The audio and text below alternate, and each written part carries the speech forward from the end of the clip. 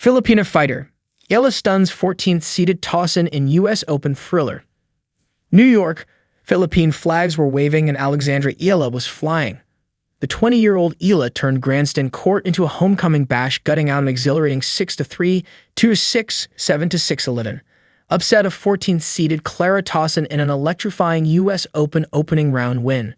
3 years after she shot to success, winning the U.S. Open Junior crown, a dynamic Eala made history again as the first Filipino player to win a U.S. Open main draw match. On her fifth match point, Eala straddled the baseline, refusing to give up ground.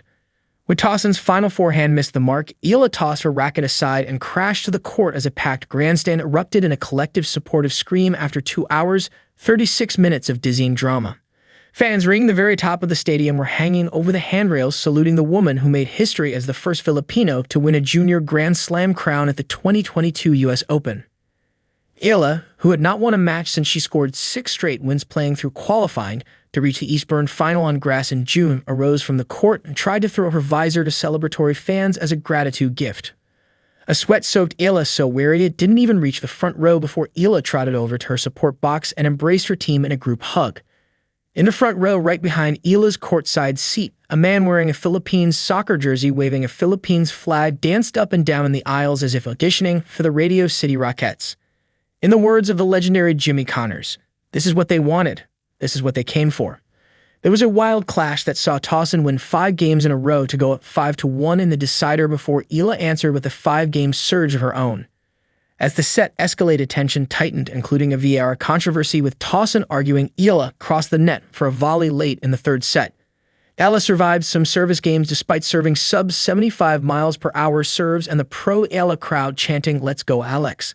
Let's go," repeatedly.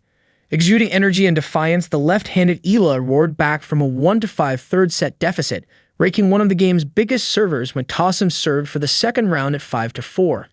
At 15-30, Tauson drilled a high pass. Eala, holding her ground at net, blocked a volley.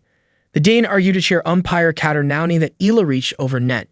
Examining the video review, Nemi ruled that Eala's babolat did not cross the plane of the net, giving the Filipina double break point at 15-40.